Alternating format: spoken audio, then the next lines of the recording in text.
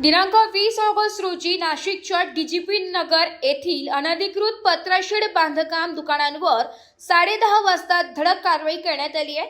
नाशिक मनपा हद्दीत नाशिक पूर्व विभागात अतिक्रमण विभागाकडून अतिक्रमण निर्मूलन पथकाने कारवाईला सुरुवात केलेली आहे। सदर ठिकाणी कायदा व सुव्यवस्थेच्या दृष्टिकोनातून मनपाचा दैनंदिन पोलीस बंदोबस्तही तैनात करण्यात आलेला होता।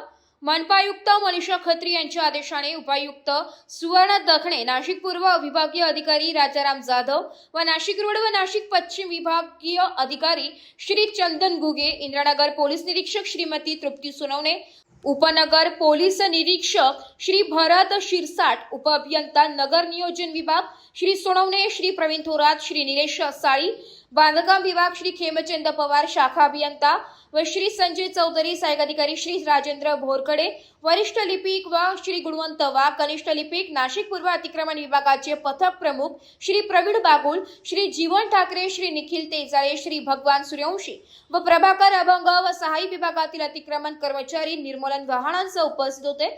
या कार्यवाहीमध्ये रस्त्यालगत अनधिकृत व्यवसाय करणाऱ्यांवर अतिक्रमण निर्मूलन पथकाने मोहीम राबवून 30 गाड्यांचे अनधिकृत बांधकाम निष्कासित करण्यात आले।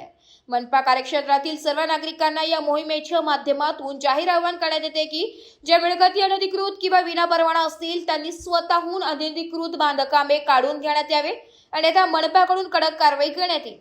तसेच रस्त्यावर अनधिकृत व्यवसाय करणाऱ्यांवरही दैनंदिन कारवाई करण्यात येईल असे आवाहन अतिरिक्त आयुक्त श्रीमती स्मिता झगडे यांनी केले। वृत्तसंकलन विभाग, एबी न्यूज, नाशिक।